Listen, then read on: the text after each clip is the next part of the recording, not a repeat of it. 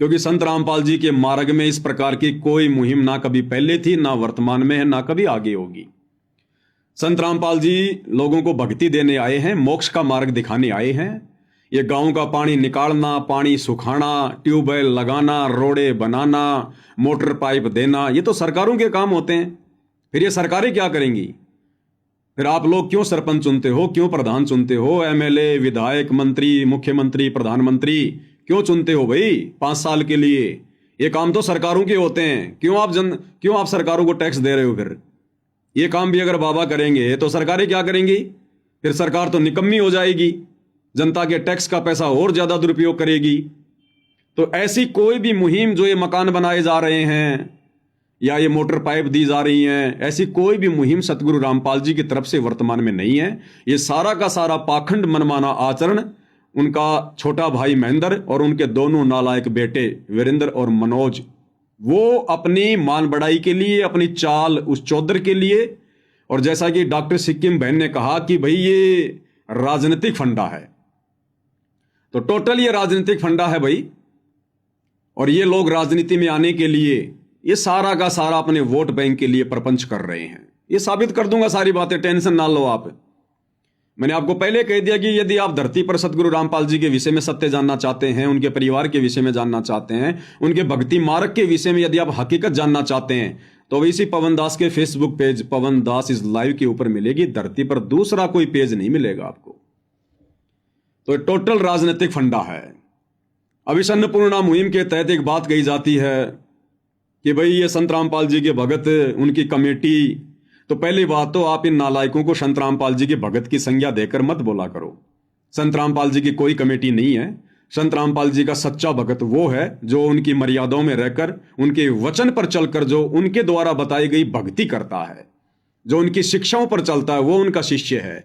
बाकी सब ये बकवादी लोग हैं। ये मान बढ़ाई और चौधर का खेल है सारा का सारा। तो बहुत सारे सवाल करते हैं लोग कि भाई इतने मोटर, इतनी पाइप दी जा रही है, ऐसे ऐसे मकान बनाए जा रहे हैं, और ये पैसा कहां से आता है, धन कहां से आता है भाई?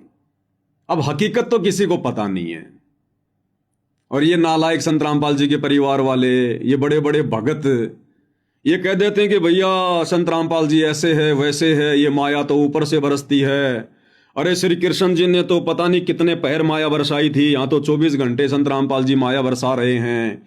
ये परमपिता परमात्मा है, कुछ भी कर सकते हैं, डिमका फला पता नहीं क्या क्या। और आम व्यक्ति इस बात को स्वीकार कर लेता है क्योंकि उनको हकीकत का नहीं पता, सच्चाई का नहीं पता। इस हरियाणा की डॉक्टर सिक्किम बहन ने भी अपने वीडियो में कहा था कि ये कहीं से नहीं आंदा, ये कहीं से नहीं आंदा। ये बेचारी नादान संगत को चूस चूस के संत जी के नाम की आड़ में, उनके आदेश की आड़ में, इस नादान संगत को दान धर्म के नाम पर आम की तरह चूसा जा रहा है। और अपनी मान बढ़ाई और चौधर के चक्कर में, पब्लिसिटी के चक्कर में, राजनीति में आने के चक्कर में ये उनका परिवार ये इस प्रकार की घटिया मुहिम चला रहा है। अब भाई और बहनों विचार करो, ये काम थे सरकार के, विधायकों के, सरपंचों के। और हरियाणा में क्या आज से पहले बाढ़ नहीं आई क्या? अरे हरियाणा में तो लगभग हर साल 2 साल में बाढ़ आई जाती है भाई। संत रामपाल जी तो 1994 से ये नाम दे रहे हैं, ज्ञान दे रहे हैं, और 1994 से वर्तमान 2025 तक तो भाई कोई 10 बार बाढ़ हो चुकी होगी हरियाणा में, 10 बार। आज से पहले तो संत रामपाल जी ने किसी को मोटर नहीं दी, किसी को पाइप नहीं दिए। क्या पहले भगवान नहीं थे क्या? पहले उनके पास में शक्ति नहीं थी या कोई पावर नहीं थी? लेकिन ये मार्ग सतगुरु रामपाल जी का इस प्रकार का नहीं है। सतगुरु रामपाल जी देते हैं दुनिया को, किस्मत से ज्यादा देते हैं, भाग्य से ज्यादा देते हैं, लेकिन उनके द्वारा देने का तरीका अलग है। और तरीका है कि सबसे पहले उनके ज्ञान को सुनो, समझो, फिर उनकी शरण में आओ, वो जो भक्ति बताते हैं उस भक्ति को करो मर्यादा में रह के, फिर ऑटोमेटिक तुम्हें लाभ मिलेंगे। ऑटोमेटिक तुम्हें लाभ मिलेंगे। जिस प्रकार बच्चा स्कूल जाएगा, पढ़ाई करेगा, फिर नौकरी लगेगा, फिर नौकरी लगेगा, और फिर जो कार्य उसको सरकार देती है, जब कार्य ईमानदारी के साथ में करेगा तो ऑटोमेटिक हर महीने उसके अकाउंट में पैसे आएंगे। तो इस प्रकार संत रामपाल जी का एक सिस्टम है। वो इस प्रकार से मोटर पाइप नहीं देते, दुनिया नहीं बिगाड़ते, सरकारों को नहीं बिगाड़ते। अब इसमें क्या होगा? ये गांव के सरपंच, अब इनके पास में तो करोड़ों का आता है बजट, विधायक करोड़ों का बजट है। अब ये विधायक सरपंच तो भाई उनकी जय जयकार करेंगे, उनकी कमेटी की जय जयकारी करेंगे, उनका स्वागत ही करेंगे, उनकी फोटो का, उनके परिवार की जय जयकार करेंगे। क्योंकि अब क्या होगा, अब क्या होगा, गांव का पानी निकल गया, मोटर पाइप आ गई, और मोटर पाइप भी इन आश्रम वालों ने वहीं छोड़ दी गांव में कि रखो, अगली बार बाढ़ आए तो फिर काम में ले लेना। अब ये क्या करेंगे ये बड़े बड़े लोग, ये प्रशासनिक, सरपंच है, विधायक है, और कोई है। अब ये गवर्नमेंट के बजट में दिखा देंगे, साहब मैंने मेरे गांव की रक्षा के लिए जब बाढ़ आई तो 50 लाख का सामान लाया मैं, इतने के मोटर आए, इतने के पाइप आए। अब भैया वो ऊपर से जो अधिकारी आएंगे ना, वो संत रामपाल जी के आश्रम में जाकर पूछ के नहीं आएंगे कि वो मोटर पाइप आपने दी थी या सरपंच जी लेके आए थे। तो ये सरपंच, ये संत रामपाल जी के भगत तो दुनिया के कर्म बिगाड़ने में लगे हुए हैं, कर्म फोड़ने में, सरकार का सिस्टम बिगाड़ने में लगे हुए हैं। तो इस प्रकार की कोई भी मुहिम संत जी की तरफ से नहीं है, ये सारी बकवादें हैं, ये सारा का सारा राजनीतिक झोल है। तो कहते हैं कि साहब ये इतना पैसा कहां से आता है, ये माया कहां से बरस रही है। तो हकीकत आपको हम बताएंगे माया कहां से बरस रही है। और आज के इस वीडियो में, ये चाहे 2 घंटे का हो चाहे 3 घंटे का हो, यदि आपने थोड़ा सा धैर्य रख के निष्पक्ष होकर यदि आपने सुन लिया, आपके सारे सवालों के जवाब जो कोई भी नहीं दे पाया होगा ऑटोमेटिक आपको मिल जाएंगे, ऑटोमेटिक। तो आपको एक छोटा सा वीडियो दिखाता हूं मैं कि माया कहां से आ रही है। ये अन्नपूर्णा मुहिम एक धार्मिक धंधा है, धार्मिक धंधा। इस अन्नपूर्णा मुहिम को चलाकर संत रामपाल जी के भक्तों को नींबू की तरह पैसों पर निचोड़ा जा रहा है। ये लोग बहुत सारे गांव में जाते हैं मोटर पाइप लेकर। ऐसे ये गांव का छोटा सा वीडियो मैं आपको दिखा देता हूं। ये कोयलपुर गांव है झज्जर का, हरियाणा में, और वहां पर मोटर पाइप वगैरह देकर फिर गांव वालों को एक आदेश सुनाया जा रहा है। और आदेश कोई संत रामपाल जी का नहीं है, उनके परिवार वाले मनमुखी रूप से लेटर पैड पर लिख लेते हैं और गांव वालों को सुना देते हैं। और गांव वालों को सुना कौन रहा है?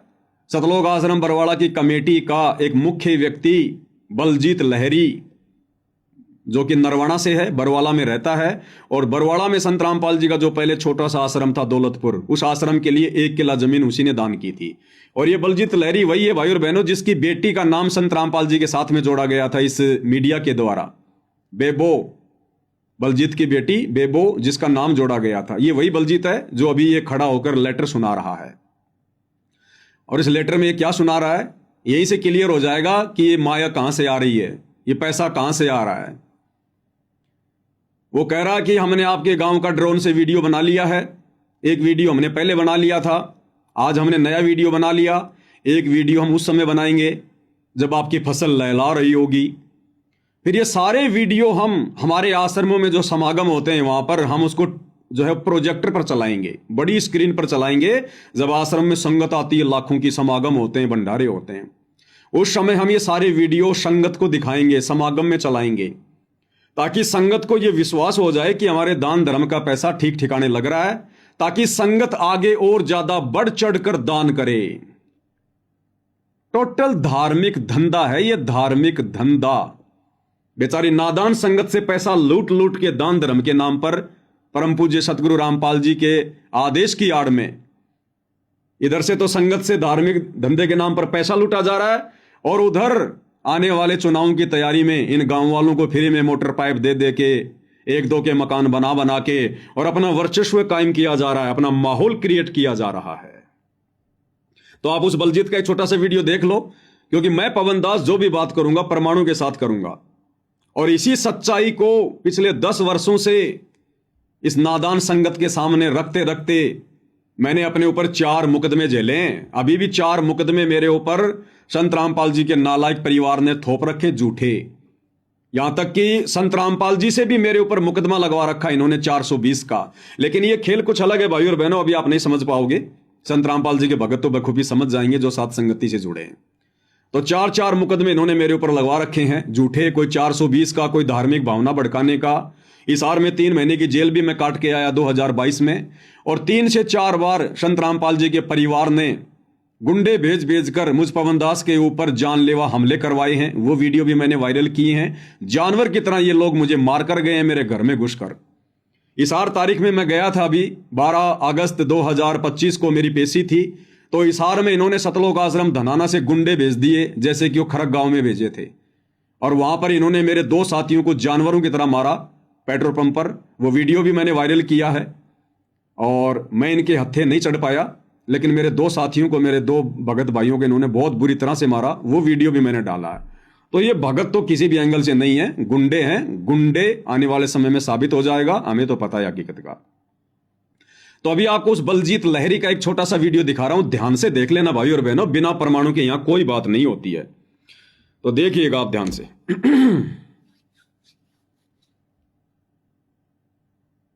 शाही बंदी छोड़ सतगुरु रामपाल जी भगवान जी की जय।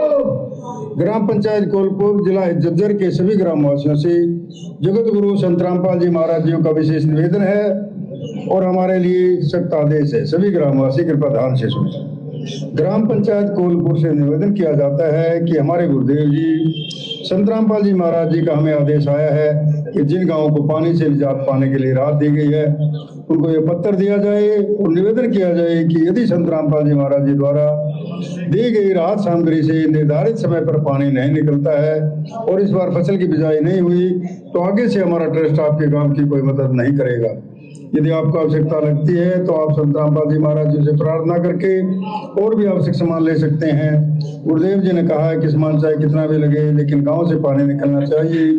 यदि पानी नहीं निकलता है तो इसमें गलती आप लोगों की होगी। हमने आपके गांव के ड्रोन से वीडियो बना ली है, गांव में पानी भरा हुआ है, हम आपके गांव का पानी निकलने के बाद दूसरी वीडियो बनाएंगे। इसके बाद हम एक वीडियो और बनाएंगे जब आपकी फसल लहरा रही होगी। ठीक है जी, हमने ड्रोन से वीडियो बना लिए हैं, एक वीडियो और बनाएंगे जब आपकी फसल खड़ी होगी। उसके बाद फिर हम क्या करेंगे, अब ध्यान से सुनना, पैसा कहां से आता है। उसके बाद हम ये सारे वीडियो जब हमारे आश्रमों में समागम होते हैं, लाखों की संख्या में अंध भगत आते हैं, उस समय हम ये वीडियो बड़ी स्क्रीन पर चलाएंगे, प्रोजेक्टर पर चलाएंगे, ताकि संगत को ये विश्वास हो सके कि हमारे दान धर्म का सदुपयोग हो रहा है, ताकि संगत बढ़ चढ़कर दान करे। अब ध्यान से सुन लो आगे कहां से आ रहा है। इन दिनों वीडियो को हम अपने प्रत्येक समागम में सभी सतलोक आश्रमों में प्रोजेक्टर पर चलाकर दिखाएंगे ताकि संगत को विश्वास हो कि हमारे पैसे का कोई दुरुपयोग नहीं होता और पता चले कि हमारे द्वारा दिए गए दान से संत रामपाल जी महाराज के आदेश अनुसार इतने लोगों को जीवन दान मिला है, ताकि उनका दान करने का हौसला बना रहे, ताकि उनका दान करने का हौसला बना रहे। सुनते जाइए, सेवा करते रहें, ताकि उनका दान करने का हौसला बना रहे और हम आपकी सेवा करते रहें, ताकि उनका दान करने का हौसला बना रहे और हम आपकी सेवा करते रहें, ताकि उनका दान करने का हौसला बना रहे और हम आपकी सेवा करते रहें। तो ये है भाइयों और बहनों माया बरसने का कारण। कहीं से माया नहीं बरस रही है, पाताल से नहीं आ रही है, ऊपर आसमान से नहीं आ रही है। दुनिया को केवल मूर्ख बनाया जा रहा है। हकीकत थोड़ी बताएंगे आश्रम वाले, ये भगत थोड़ी है जो तुम्हें हकीकत बताएंगे, फिर इनका धार्मिक धंधा ना चौपट हो जाएगा ऐसे। तो संगत को मूर्ख बना रहे हैं, इधर सरकार को निकम्मी बना रहे हैं सरकारी कार्य खुद करके, उधर से अपनी राजनीतिक रोटियां सेक रहे हैं 2019 में जो चुनाव हैं। हालांकि इन लोगों को पता नहीं अभी इन बातों का। इन्होंने कभी संत रामपाल जी को ना तो कभी पूर्ण संत माना, किसी ने अपना बाप मान लिया, किसी ने ताऊ मान लिया, किसी ने अपना पति मान लिया, किसी ने भाई मान लिया।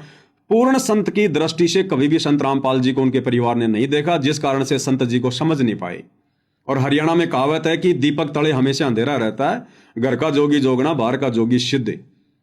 भाई और बहनों, 2028 युग परिवर्तन का समय है और ये जो गंदी राजनीति वर्तमान में देश दुनिया में चल रही है, चाहे कोई भी पार्टी हो, 2028 में राजनीति खत्म, राजनीति समाप्त।